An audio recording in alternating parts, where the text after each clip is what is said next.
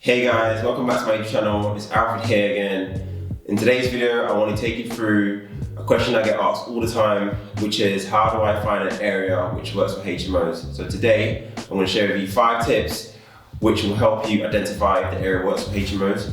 But before we get straight into it, if you can hit that subscribe button. Also, if you like the video, hit the like button, and any questions you might have as well, drop a comment below and I'll respond to it. So yeah guys, let's get straight into it.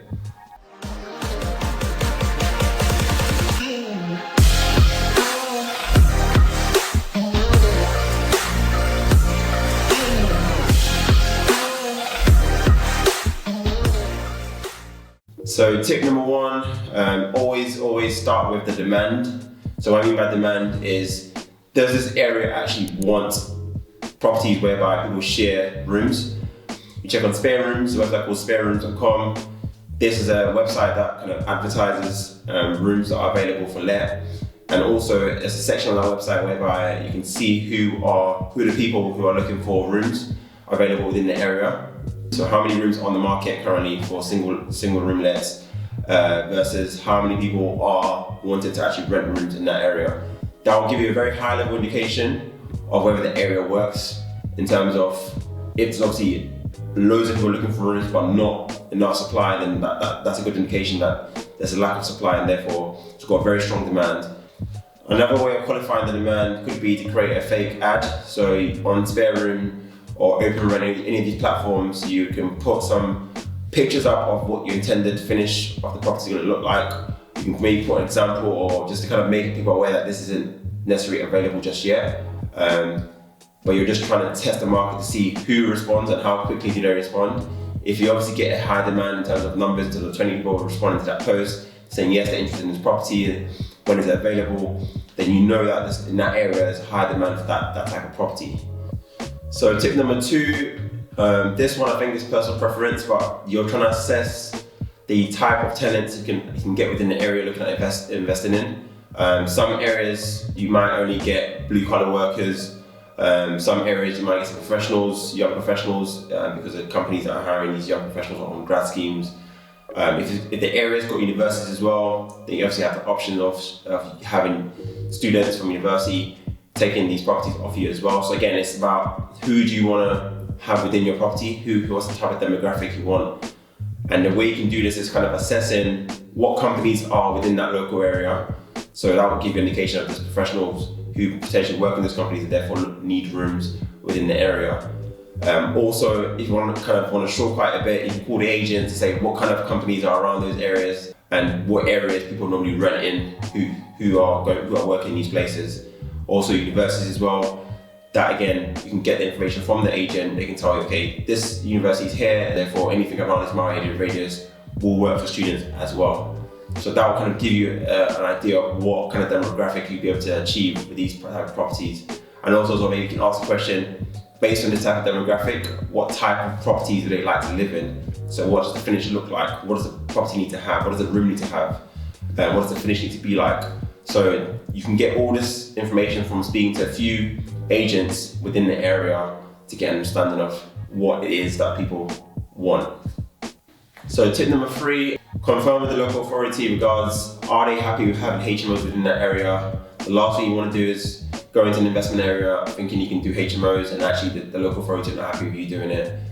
For example, there are parts of the country whereby some of the councils have brought in this thing called Article 4. For people that don't know what Article 4 is, it's a direction that stops you from converting a residential property into a HMO.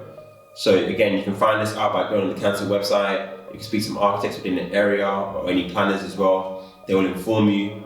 Ideally, you want to find an area that hasn't got that, so it's the easiest route of entry. If you find an area that you think works with all the other items I've mentioned and you still want to go with it but it has Article 4 direction, another way could be to buy an existing HMO, which kind of in a way has its grandfather rights and therefore does not require further planning permission to allow you to convert it. As long as you're keeping it within the 6 rooms, you don't need to go through planning to get that conversion to happen. So tip number 4 is return on investment. Again, this is a person by person basis. So this is you understanding what kind of ROIs are you looking for within the area. Some people generally do anywhere upwards of 20% ROI, some people do less. I think down south, because property prices are so high, the rents aren't that high, and versus against the property prices, so the return on investments are quite low. But again, it just depends on how hard you want your money working for you and what returns are you wanting from the money you put into this property. Obviously, as you come up the country, your ROI generally gets better because of the fact that the rents are pretty much, you can still achieve higher rents, but properties are worth less, and therefore the return on investment looks better. So you can kind of get anywhere above 25%, 30% up. This is again a determining factor for me when I'm doing my deals. Because again, with me, I work with investors, so I need to hit some ROI figures to be able to do the deals that I want. So I think this varies from person to person. But understand your ROI figure and run the numbers based on the end value, the money you spend into the property, and see what's your return on investment. And if it works for you, great, tick. Tip number 5, guys, is strong management. And I think this is probably the most important out of all of them, because this is the bit that actually gets you the income and makes the property an asset, because it provides you income. So you want to find out who are the best agents within that area and vet them really well. So ask them, what do you do when payments are in arrears? So these are like qualifying questions. You want to ask qualifying questions to assess, are these agents capable of managing HMOs? Because they're not standard buy-to-lets, they're a lot more demanding. So they've got to have processes in place, systems in place, which kind of cater this type of investment. How good are they at marketing the property and generating leads to try and get them into the property, and then hopefully closing them and getting them on ASTs and getting them to move in. Because again, ultimately, that's what provides you the income. And if a team you're about to hire are not capable of doing this, then you pretty much have an empty property. Have they got like an hours contact number they can call if there's issues during the night, if they've lost their keys, where do they go to? Like ease of communication. This will keep the tenant happy, and therefore keep the rents keep coming in and have no issues around your rental income. If you can find a team that really works well in the area, again, get some referrals from current existing investors. Who do they use? If it works for them, obviously don't take that with a pinch of salt. Still do your own qualifying questions as well. Make sure you're satisfied with their work and how they run things.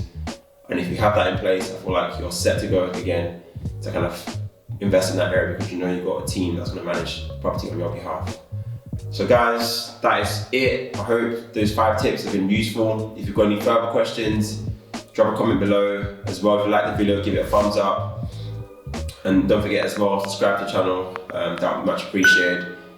Any other videos as well you want me to create, drop a comment below. I can look to try and create something for you guys that will be of benefit. But guys, see you on the next video and take care.